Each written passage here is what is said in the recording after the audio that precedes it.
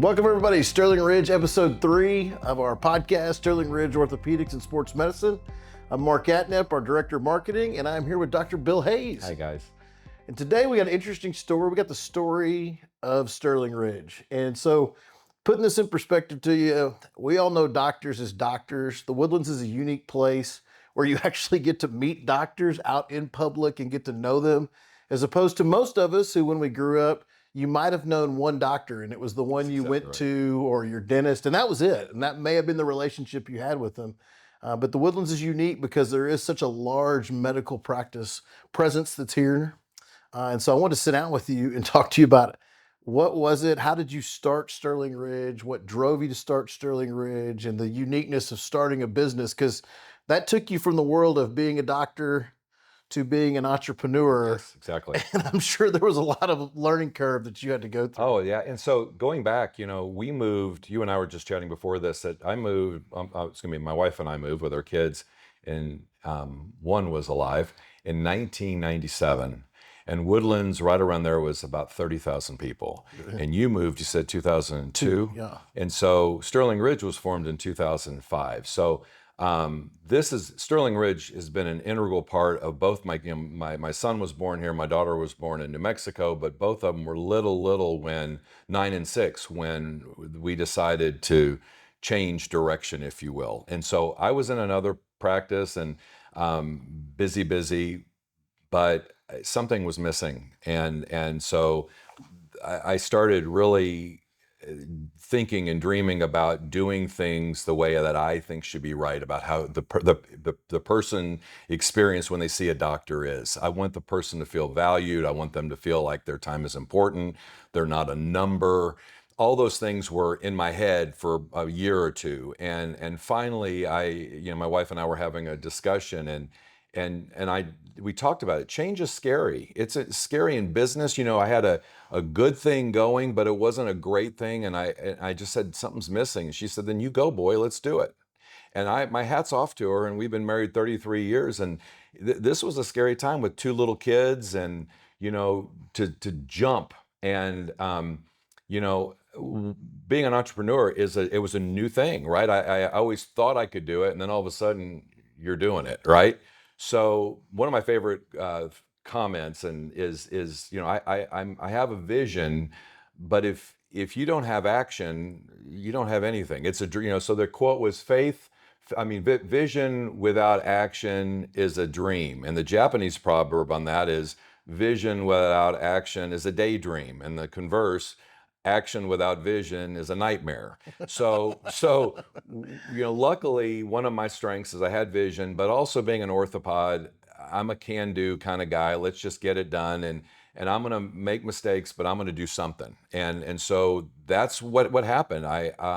When I got the green light from my lovely wife, I talked to some of the staff whom I was working with, and they're like, let's do it. And that's where it started. So if you don't know, Sterling Ridge has 3 locations now. There's one in the Woodlands, which is off of in Sterling Ridge, the community. That was the beginning. Then you've got one in Spring that's on 2920, which y'all anchor that place. The hospital there has gone out of business 2 or 3 times, right? But that practice has grown and thriving down there. And that was 2014, and we'll talk about that. Yeah. And then this one is up here, and then the one in Wood Forest 2021. So what I was going to get to, and I went off on a little side note, but Woodlands growing and us kind of reflecting back on how it's changed from 30,000 people to what is 130,000 people now, that's kind of mirrored our practice. We've kind of grown that way. So when Sterling Ridge started, I wanted to be a community doc. I did not want to be a hospital doc. I wanted someone, like you said, if you see me at HEB, go, hey, how you doing, Bill? How you doing? Or at church or at a game or whatever. I was part of the community. I wanted to be at my son's baseball game and then know the people, and they come in the next week with an ankle injury or something like that. And that's what I always envisioned I wanted. So going down that road, we opened up at Sterling Ridge, and that was the western border of the Woodlands. That was the end point. Kirkendall right there, that was Woodlands. There was no thoroughfare on Lake Woodlands going back to the front of the Woodlands. And it's really interesting. Now that endpoint is actually the middle of the Woodlands. So where we started, where I thought we're way in the back, it's not that way at all. And then with spring, and we can talk about that, but we were thinking, where's another place that's underserved? And we had patients coming from the south from spring, and we kind of looked, and that kind of fell into our laps back in 2014. And by the same token, when we were looking to expand, we thought this was another area up here at Woodforce, which would be a huge potential and underserved area, and that's turned out to be the case. Well, and for a lot of us that are non-doctor regular people, that's what they call people in college that don't play sports. NARPs. NARPs. Yeah, non-athletic regular people. So You're a NARP. I am a Too. NARP. I'm a yeah. NARP. I'm a NARP. But for the non-doctor regular people, and you made a comment there about not being a hospital doc, being a community doc. And I'm not saying there's right, wrong, different Nope. answer, but it's a completely different model to run a business because most large practices, especially orthopedic practices, are associated with universities, with colleges, with hospitals. And whereas Sterling Ridge is a standalone entity that you've got some partners with. But again, like you said, this went all the way back to the business element of, okay, Right. how do we do this? Yeah, so exactly. So when I started, and the guys that we recruit and have as our partners go and associates and moving forward, we have chosen to remain independent. And what that means is we make our decisions on how the patient's treated, how long we spend with the patient, who we employ, who we don't employ, and what direction we're going. And that's really fun, but it's also scary. And the scary part is that we don't have and never have had a consistent source of referrals from a hospital. So if you're a hospital employee, which is where the majority of medicine is going, I looked at that last night before this podcast. I thought a group of 10 to 12 orthopods is a big group, and that was a huge group when I was starting. Now that's the minority. Most groups are in the 200, 300, 400 doctor range, and that's, if you look at it, that's got to be a hospital or university setting, like you're saying, right? So that's where the bulk of our colleagues are going, because I don't want to say safe, because they're productive human beings, but their referral source is safe. Right. So you're working for a Methodist or a Memorial. Yeah, you have to do a good job, but you don't have in the back of your mind, if I make that patient upset, I'm going to lose referrals. Where we have our referral base is entirely based on word of mouth. So if I treat you well and you have a good experience, you're going to go tell 2 or 3 people, hey, those guys at Sterling Ridge really cared about me and they did a good job. That's how we've always done it, and that's why we've been best in the Woodlands. But I think in the back of your mind, if we don't take care of our patients, we'll close our doors. When you talk about you created something, I think you said from day one, Mhm. but you wanted to say, look, I don't want somebody to have to come here and then they got a third party PT that we have no relationship with. Right. And it's like we want to be able to come in, diagnose them, help them, Under one shop. under Yeah. one umbrella. And just this last year, opening the surgery center, it's kind of like the culmination of the big dream all being put together. I mean, I exactly watched right. it when it was open, and I saw you kind of I- almost get choked up. I to be did, like, because that was the last thing. So you're going back to the beginning. What I always wanted, and this is always just looking at how other people are doing it and saying, could I do it better, or taking those pieces. And it's like anything. It's like a good musician will say, hey, that riff that other guitarist is doing, I like that. Let me kind of play with that kind of vibe. And I always admire that in rock and roll and different music. Well, it's the same thing when you see your colleagues and how they do how their patients are being treated. And I was fellowship trained in California, and I learned a lot back then about how they treat their patients. And I could say, okay, I could take, so that kind of molded in my head when I was in my first group, how I wanted the patient experience to be. And so that evolved over time, but you're absolutely right. The first part was physical therapy. So Derek Lund, who's now our CEO, I knew him as a physical therapist back at my old place, and he had set up, unbeknownst to me, as an independent physical therapist in that same location. So he's in the same location. Sterling Ridge is in its infancy. Our first day, we had 4 patients, and I was so excited. We got 4 people. And we grew from there. But over that year, I started having discussions with Derek because that was the first piece I wanted to have a therapy partnership, if you will. So Sterling Ridge acquired Derek's practice in, I think it was 2006. So it was the next year. We started in 2005, 2006. We had physical therapy, and then that enabled us to be a one shop for the patients. They came in, their back was hurting, I could get therapy the same day, that kind of thing, right? You don't have to make an appointment to do that. I could just take care of it and get you there that same day. And then with the idea with other parts of that, we folded that in with more doctors and more providers. And then ultimately, like you just said, it's always been a dream to have a surgery center that is entirely Sterling Ridge Orthopedics. I had one right next door at Sterling Ridge but it was other physicians from other groups, and that's fine, but it's still not completely our baby. So this new surgery center that just opened, the staffing, the anesthesia, the equipment is all by Sterling Ridge Orthopedics. So your experience will be based on what we wanted, and that's really fun. So talk to me about, and you've mentioned this to me before, you and I've worked together now for a couple of years, and I've had to learn this from working with all the other doctors. Unique personalities. There's a lot of them, a Yes. lot, a huge staff of PT. I mean, I don't know how many people y'all employ, but it's much larger than what people imagine.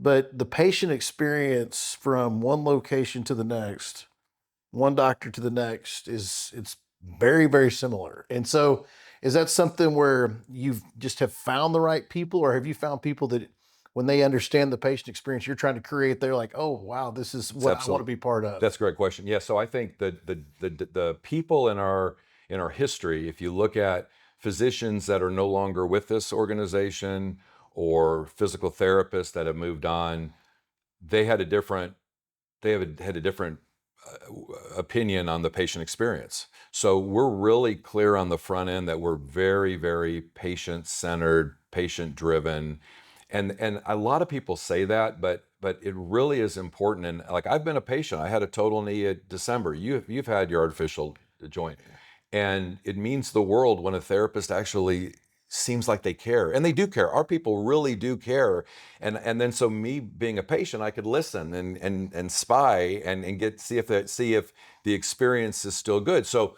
one of the hard parts of when you start a practice, when we had 5 employees, and now we have 135 or something like that, 140.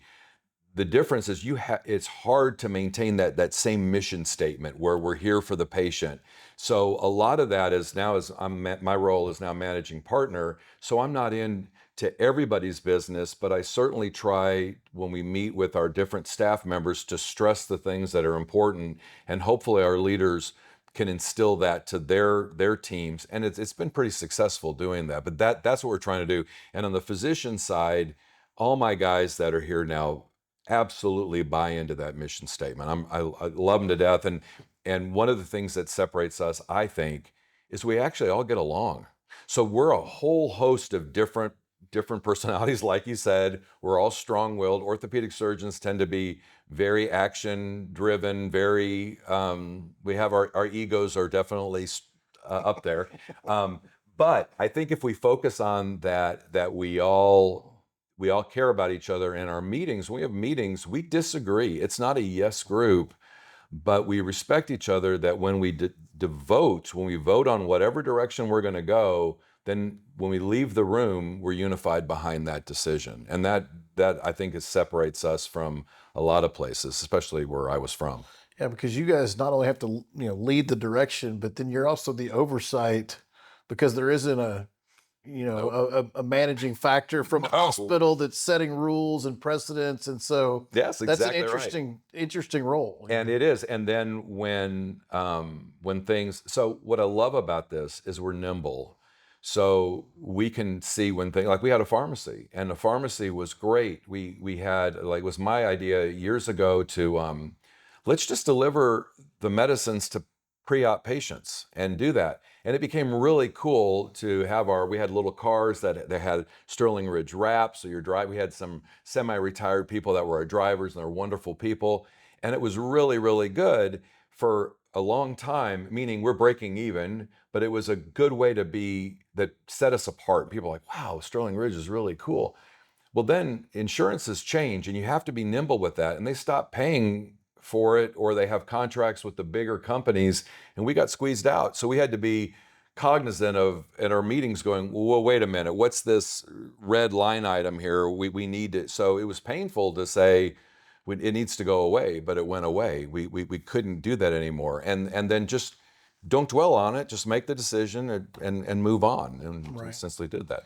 But at the same time, too, you guys have, since you and I've been working together several years now, you've added we've added a chiropractor, we've added a podiatrist, and the interesting, it's the excitement level is like, oh, we got a whole new thing that we can offer to people now. It's exactly and you right. get the team element of, oh, go see this person, or this isn't my thing, go see them over here.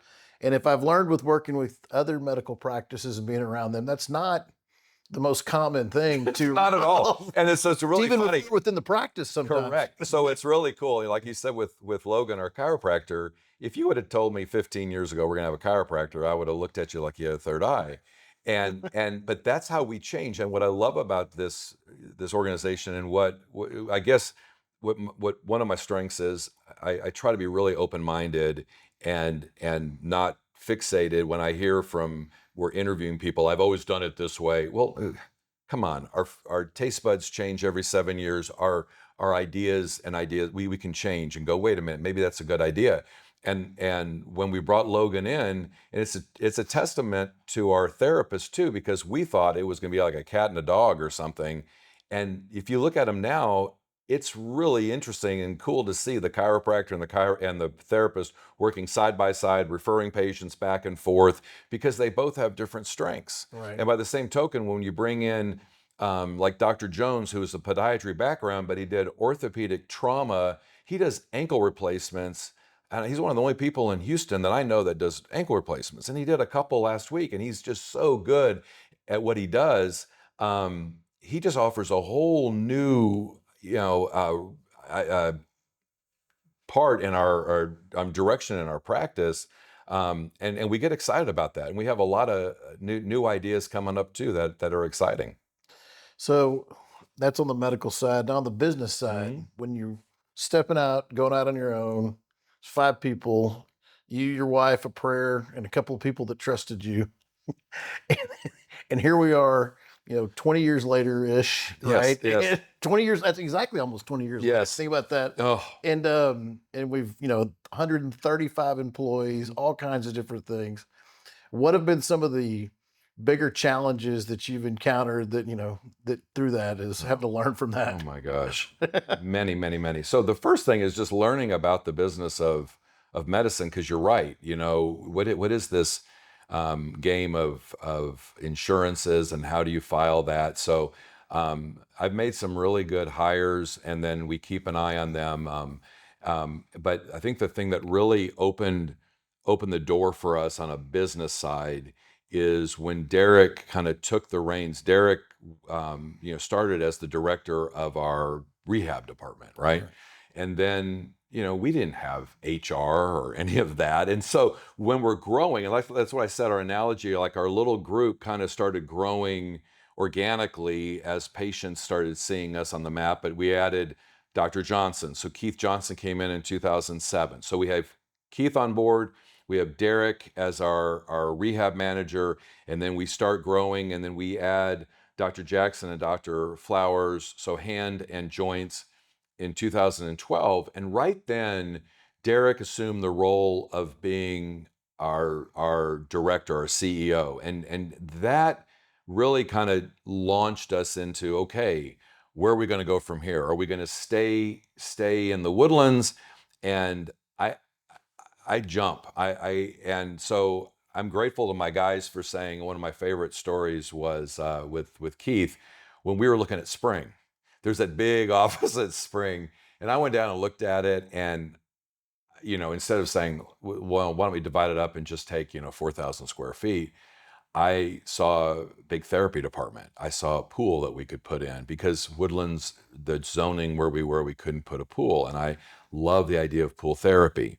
And we have a relationship with the guys downtown, Texas Orthopedic. They were great. And so when we did decide to do a pool, they helped us. They trained some of our people. They were great. But I knew what they did down there, and I thought that would be great for a new total joint guy. We could get in the water for spine problems, blah, blah, blah. So I saw that. So I went back and I talked, and KJ, Dr. Johnson, was in the OR. And I walked in and I put my scrubs on, I put a mask on. I said, Keith, hey, what do you think about the spring thing? Can we do the whole thing? And he said, and I quote, go big or go home, baby. And we didn't look at numbers. God protects the stupid. But we believe, what I love that is we believed in what we could do, right? And I have a Dale Carnegie quote, which I love. Action breeds confidence and courage. So the action that we did in 2005, and then when KJ joined in 2007, and a tribute to both Derek and Dr. Johnson, they could have done other things, right? And Dr. Johnson was looking at bigger groups in Fort Worth and North Texas, and he saw something that appealed to his entrepreneurial gene too, to do that. So when we had some successes, the next step was, are we going to, so the big question when you were asking is, what's the first thing is, are we going to stay not small, small, and we were in a small little area in the Woodlands, and then we grew the dermatology practice left where they were in the building where we are now, and then we took that over. So now we had more room, but still limited space. And do we want to move out of the Woodlands to a new space in the Woodlands, or do we like this and want to go somewhere else? And we voted on the latter. But that was scary. Our accountant still talks about when we did that decision. What are you doing? You're taking a good thing, and all of a sudden you're going into a debt structure. Right. But it turned out to be a really good decision. It took years, but now, like you said, that's really a booming place. Oh yeah. No, it's interesting as you've grown and you see it grow, and then I get to see it from the other side, from the inside, and the excitement level of the surgery center and the opening this place and adding new doctors in. It's a completely different vibe. It's got more of a like a young startup company vibe to it rather than a medical practice. Well, and Mark, when we broke around here, so the same thing here. So this when we were looking at this, and this is another little fun story that my wife and I were just doing a Sunday drive. The kids were, oh Lord, we probably looked in 2018, 2017. So the kids are older and they're at home, and my wife and I were on a drive, and we're just driving, talking. We'd sometimes just chat in the car, and we're driving. And we kind of drove out past here. We wanted to see this because like you said, I had played Fish Creek golf years and years and years ago, Elkington's place. And we drove out here, and when we drove out to Wood Forest, we went, my gosh, that's the Woodlands in 1996. It's similar, right? It's a master plan community. They had some restaurants, they had some infrastructure, but they didn't have any medical infrastructure yet or anything there. And I was like, that's interesting. And then when we started talking, as it started reaching fruition, maybe we were in a position we could do our own surgery center. And the partnership was all behind that. Then we started looking, and we looked out here, and the rest is history. But as I said, God protects the stupid. When did we break ground here? January 2020.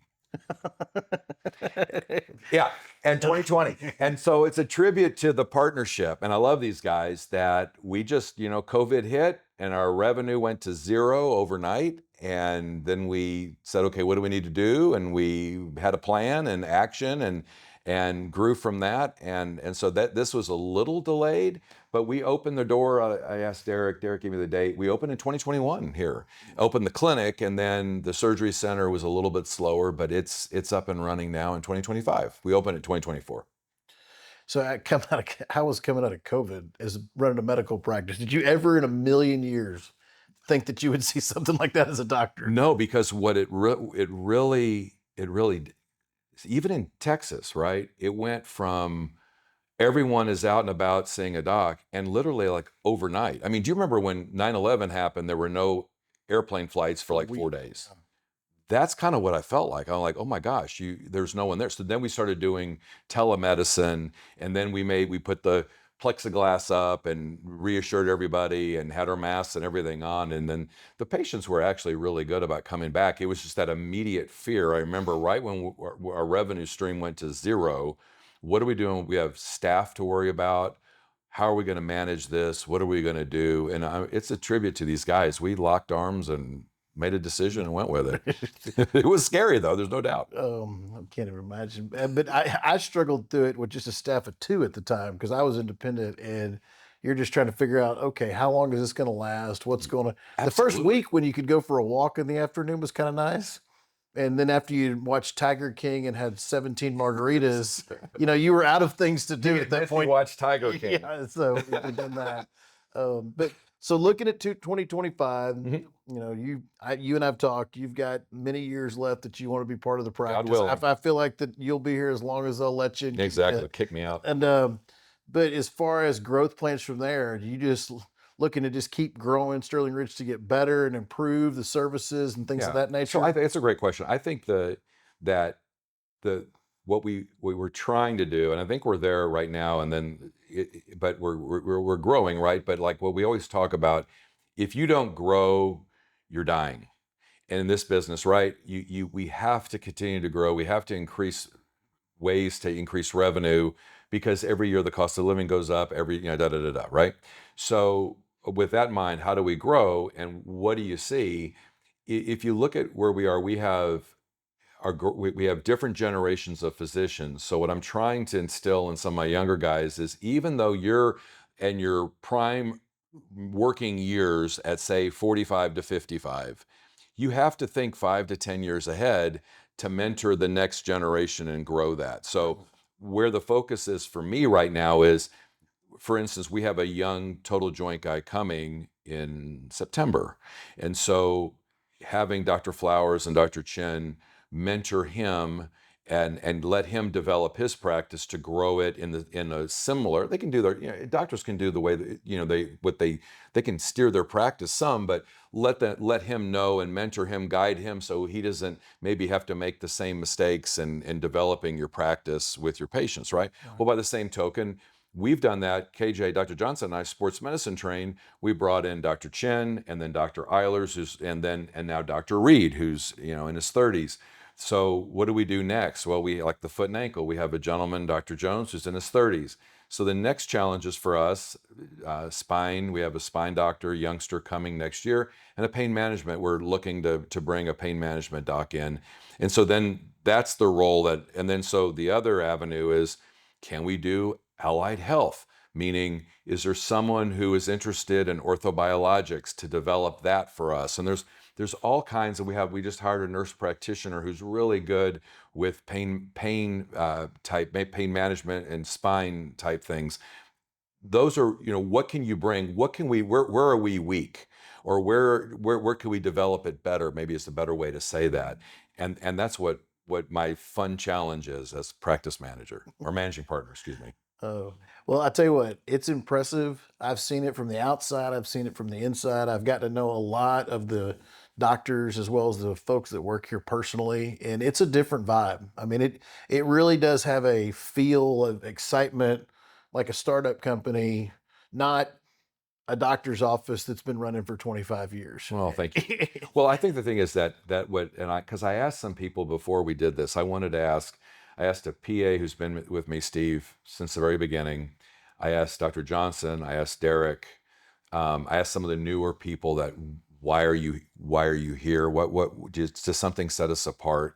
And I think the number one answer is that we all seem to be focused on the patient and get our energy back from the patient. So like when someone comes in and they've had a really good outcome, whether it's therapy outcome, surgical outcome, a little bit of both, or even something as simple as we injected their shoulder and they're pain-free, but they came in to tell us they're pain-free and they're happy, that we thrive on that stuff, right? And even the serious situations where patients maybe not doing so well, but we have loved on them and cared about them and tried to do something to help them, and they feel like we really care, that's what fuels my engine. And I think most of us are the same way with that. So, my motto, and when we started this place, it's Galatians 6:9, never cease from doing what's right. Just do the right thing. And that's what I told the guys right when I was about ready to go under. Dr. Chin and Dr. Flowers did my joint, and they're saying something, hey, what? And I go, guys, just do the right thing. And they're like, wow. I said, and they put me to sleep and they did the right thing and they gave me an artificial knee. It's Yeah, great. I was there when you're Yeah. about to give your boss an artificial, or not your boss, but your partner The that senior old the, guy. the godfather that started the OG, and you're about to do, and I was standing there in the room when they made the decision that they were going from a partial to a Partial to total. a total, and they were sweating. Yeah. And they came and talked to me, and I go, guys, just do the right thing. So Just do anyway, the right thing. that's awesome. Let's wrap it up on that. Do the right thing. Y'all been doing it a Absolutely. long time. I look forward to being part of this team for a long time ahead and to see the growth. I think it's a great add to the community. And I think it's as Montgomery County gets, as it keeps growing in this direction and the Wood Forest office is opened up more and more, you're starting to see the positive reviews. And so I think just keep doing the right thing and it'll Thanks. keep itself. So Thanks, man. I appreciate it. I love this place. Thanks, man. Take care. Thank you.